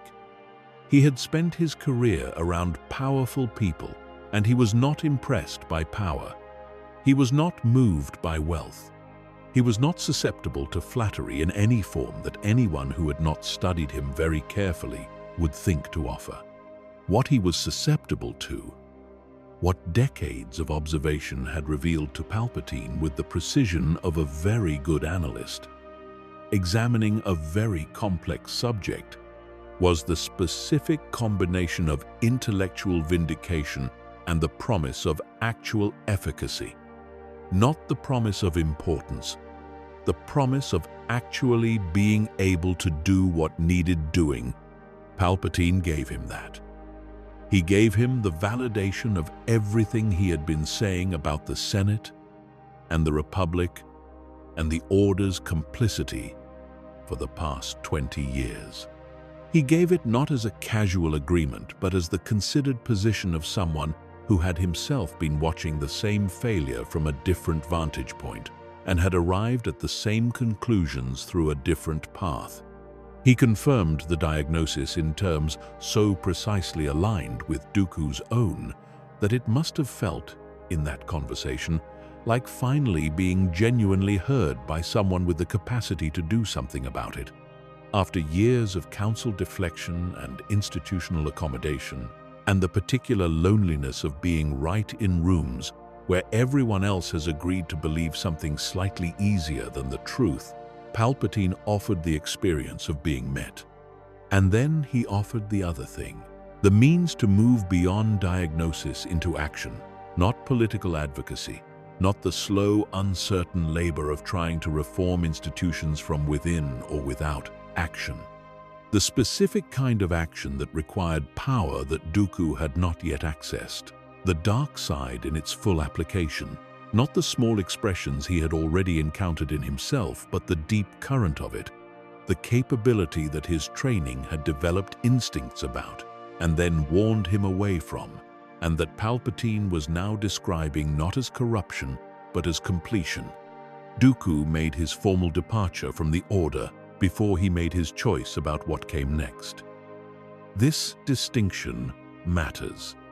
He left the Jedi before he accepted the Sith Lord's offer, and the departure was, in the moment it occurred, exactly what it appeared to be.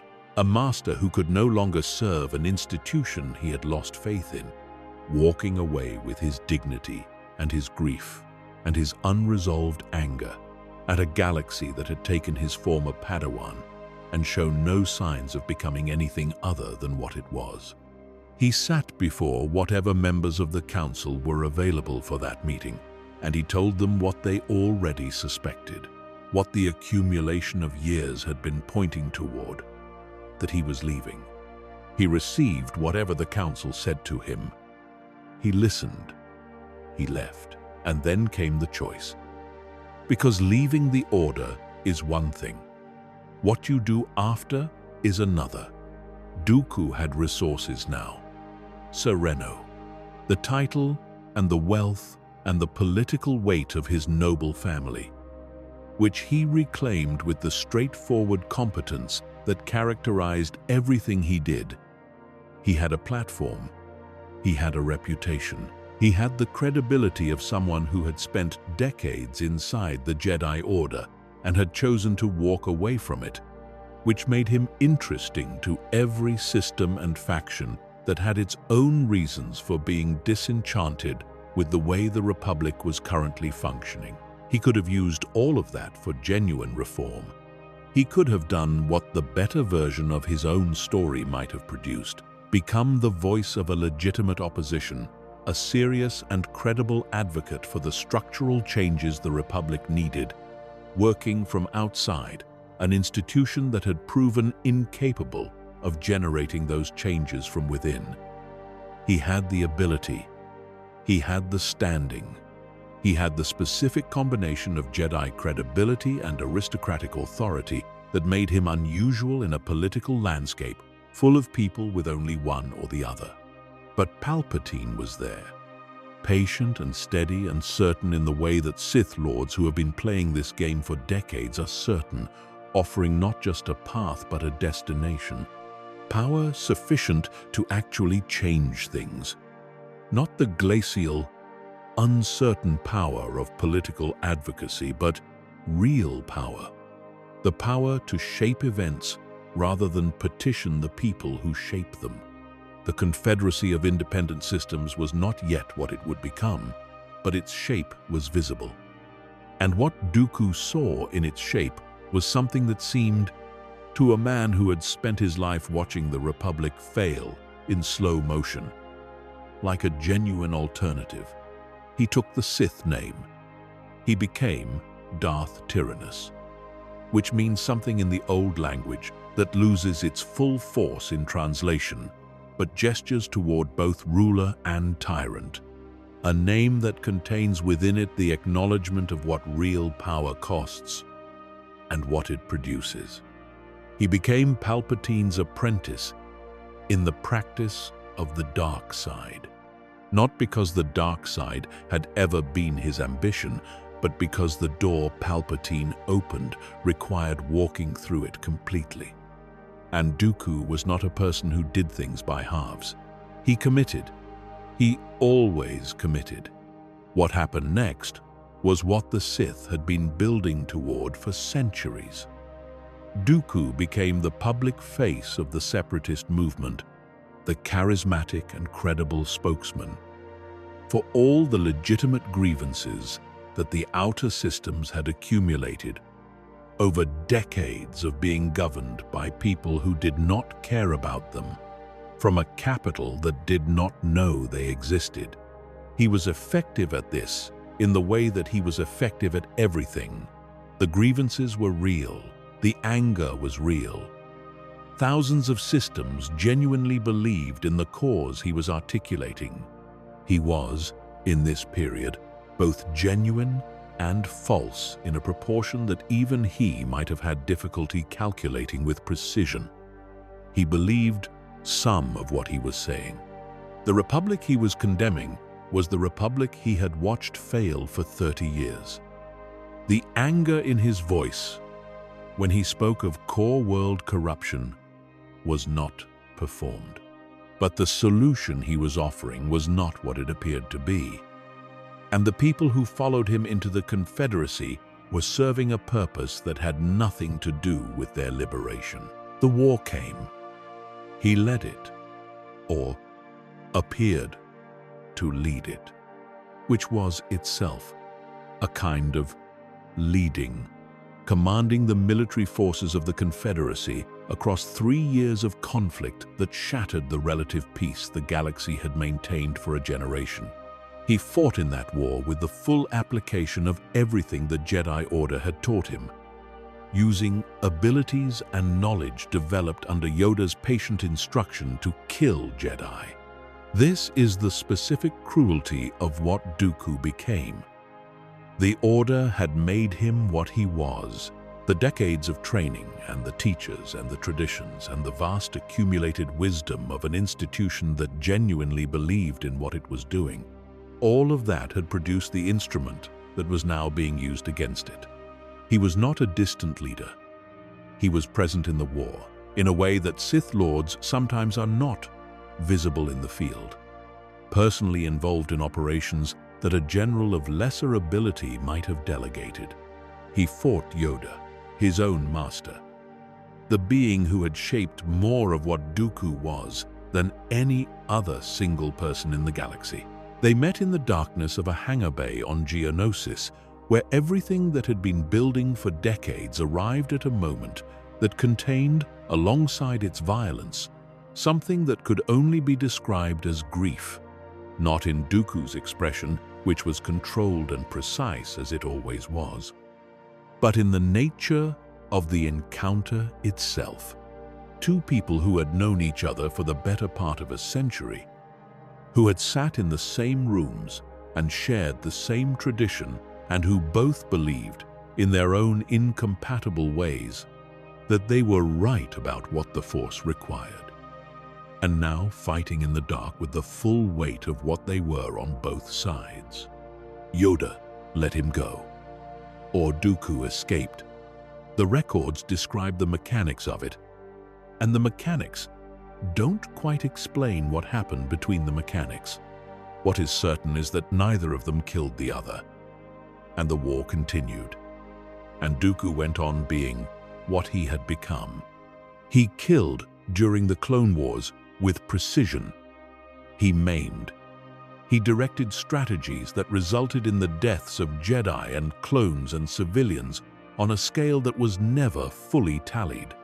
He trained Asajj Ventress, and then abandoned her on Palpatine's orders, sacrificing an apprentice the way Sith Lords sacrifice apprentices, without sentiment, in the service of the larger plan. This is worth pausing on, because there is something that Dooku had always valued in his long Jedi life, that the Sith demanded he abandon, which was consistency. He had been rigorous. He had been, whatever his flaws, someone who held to his positions and did not sacrifice his people for strategic advantage. He had argued for those who had no voice, and now he was executing the logic of the Sith, which is that everyone and everything is a piece in a game whose rules belong to the most powerful player. He was, in this period, a Sith Lord, fully. Whatever the question is about whether Dooku could have gone a different way, about whether Palpatine had found him at a moment of genuine vulnerability and guided him somewhere he would not otherwise have gone, the answer to that question does not change what he was by the time the Clone Wars were in their 3rd year. He was what he had become. Anakin Skywalker killed him. Not in a fair fight. In the way that war produces its deaths, with the person doing the killing operating under pressure that removed certain inhibitions that might otherwise have applied. Dooku had incapacitated Obi-Wan Kenobi. He had pressed Anakin hard, and Anakin had answered with the kind of ferocity that grief and fear and something darker can produce in very powerful Force users. He ended up kneeling, both hands gone, looking up at the blade, and Palpatine, his master, his Sith Lord, the man who had waited for exactly this moment for much longer than he had ever told Dooku, told the young Jedi to kill him, and Anakin did. Palpatine did not grieve him. Palpatine had never valued him in any way that the word value usually implies. Dooku had been a piece in a game he had not fully understood he was playing, and he had served his function, and now he was gone, and the game moved forward to its next stage without pausing to acknowledge what had been lost. The bust in the archives room was already there when this happened. It had been placed after his departure from the Order, not after his death, in the way the busts were always placed, at the moment of leaving rather than the moment of ceasing to exist. His face was carved in the expression that the artist had judged most true at the time of his departure.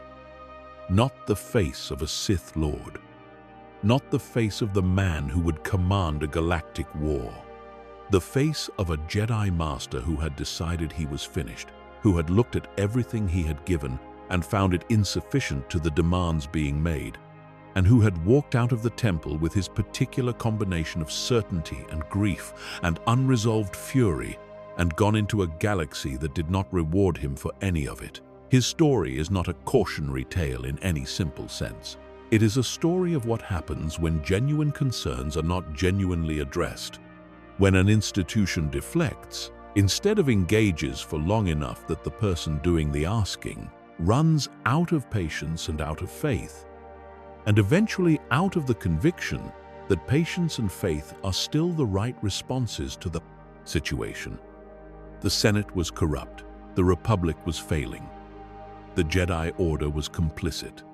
He was right about all of those things. The path he chose in response to being right about them was the path it was. The gap between the correct diagnosis and the catastrophic prescription is the gap that Palpatine stood in, ready with the offer that seemed to answer what nothing else had answered. If someone had answered him earlier, genuinely, with the seriousness and the structural commitment that the situation required, the rest of the story might have been different. It might not have been. Palpatine was patient and skilled in playing a game with very long odds. He might have found another way to what he was building, but Dooku would not have been part of it. And the galaxy would have been slightly different for that, in ways that cannot be mapped precisely, but can be gestured at. The room at the end of the corridor holds his face now. It has held it since before the Clone Wars. It holds it still, or held it until the temple fell and the stone was destroyed along with everything else, in which case it holds it only in the record and in the telling, in the particular persistence of stories that survive the places built to contain them. His face in that room is the most recently placed, the lightest stone, the closest in time to whoever stands before it. Future visitors.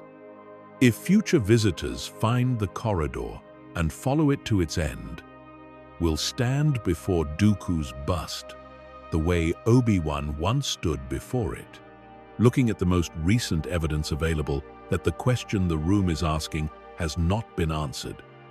There will always be a most recent face. This is the lesson the room has been teaching since the first bust was placed on the first pedestal. The question does not finish. The departures do not stop. The institution that keeps the faces is the same institution that keeps producing the conditions for them. What makes someone leave? What is the thing, specific and irreducible, that turns a Jedi Master into a former Jedi Master, that transforms a lifetime of service into a departure.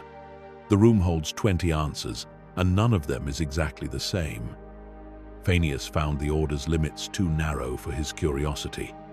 Reveran found its rules too rigid for her love. Duras Vel found its caution too comfortable for the urgency he felt. Teslan of Quat found its demands too contradictory to sustain. Dooku found its compromises too convenient for the corruption they accommodated.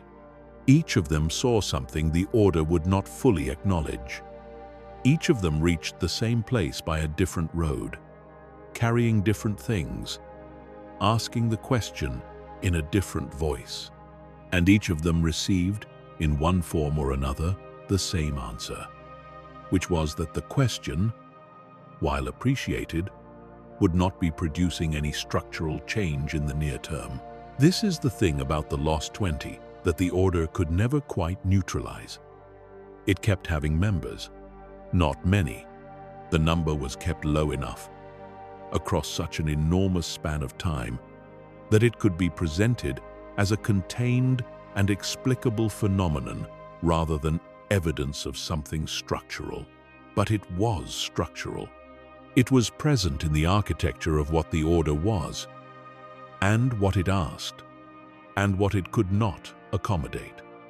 The faces in that room were not failures of individual will.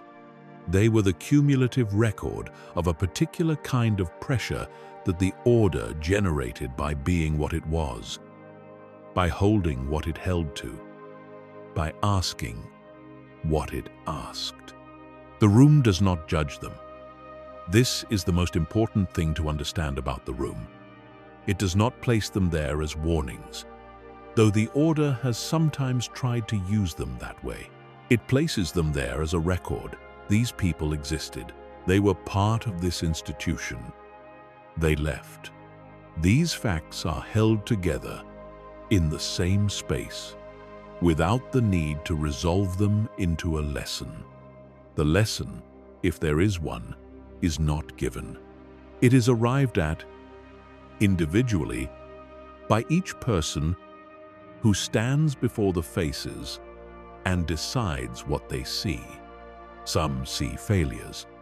Some see truth-tellers.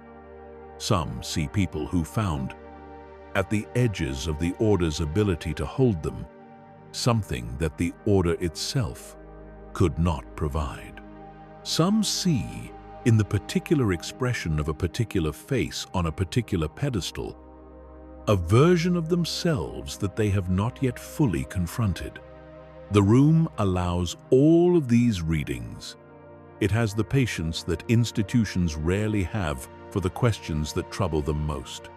Somewhere, in every era of Jedi history, there has been a Jedi who asked the question that the room asks, not loudly, not with drama, in the quiet way of someone who has been paying attention for a long time and cannot quite stop themselves from arriving at the conclusions that long attention produces. What are we actually for? Are we doing what we say we are doing? Is the thing I have given my life to deserving of the gift?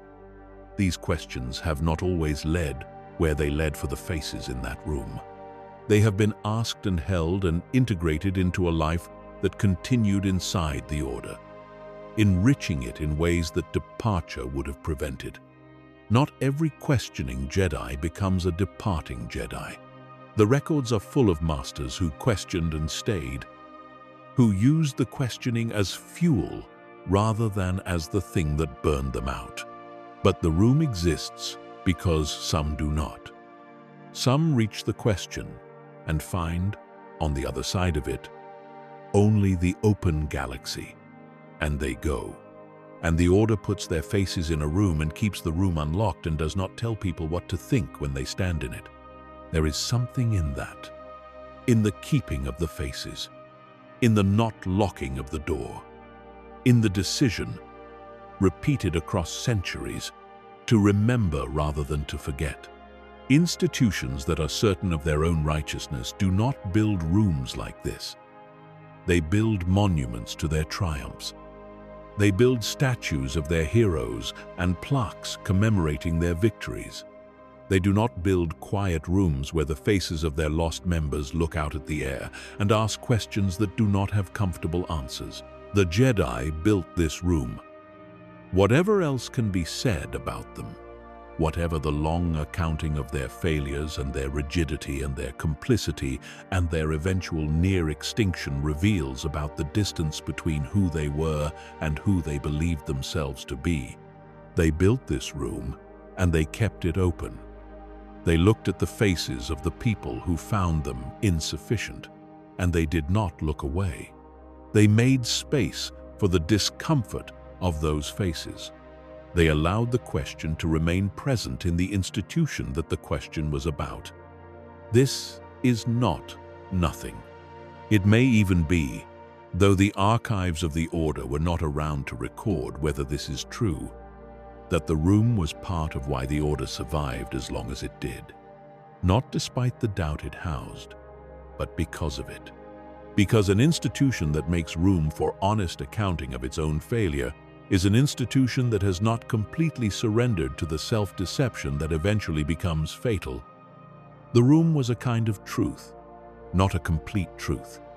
Not a truth that saved the Order when saving needed to be done, but a piece of honesty, maintained in stone and silence, at the end of a corridor where anyone who wanted to find it could. In the final days of the Order, when the Temple burned and the Jedi were hunted, and the Republic became the Empire in a matter of hours, the archives room was destroyed along with everything else.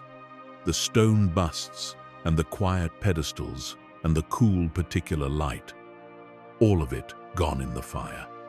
The faces of the lost 20 were not preserved. They exist now only in records and in memory and in the telling of stories like this one, where someone tries to render in words what was held in stone, to keep present what was once kept present in a room that no longer exists. But the questions survive. They are not the kind of questions that fire destroys. They are not stored in stone. They are stored in the thing that the Order always understood at its best and sometimes lost sight of in its worst moments, which is the willingness to ask what you are not certain of in the presence of people who might be unsettled by the asking. The questions that the lost 20 embodied in their different ways and across their different eras are the questions that every serious institution must allow itself to ask or risk becoming the thing it was built to prevent. What are we for? Are we doing it? Is this worth the cost? 20 faces, 20 departures. The full weight of the question distributed across thousands of years, and 20 different lives, and 20 different roads to the same corridor. Somewhere the Force holds all of it, the way the Force holds everything. Not in judgment, not in resolution, but simply in the vast and patient attention of something that was present before the first Jedi and will be present after the last. And in that attention, perhaps, all 20 of them finally got the honest engagement they were looking for. The room they found outside the room. The answer that did not deflect. The acknowledgement that what they saw was real, and that seeing it clearly, even when it cost them everything, was worth the seeing. The corridor is long. The room at the end is quiet. The faces, even now, even in memory, look out at everything and say nothing and ask everything. Let them rest. Let the Order rest. With all its wisdom and all its failure and all the long, beautiful and terrible story of what it tried to be in a galaxy that never made trying easy. Let the lost 20 rest. They walked away. They paid for it in the ways that walking away always costs.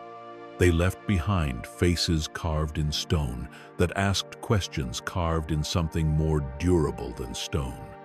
The questions are still there. They will always be there.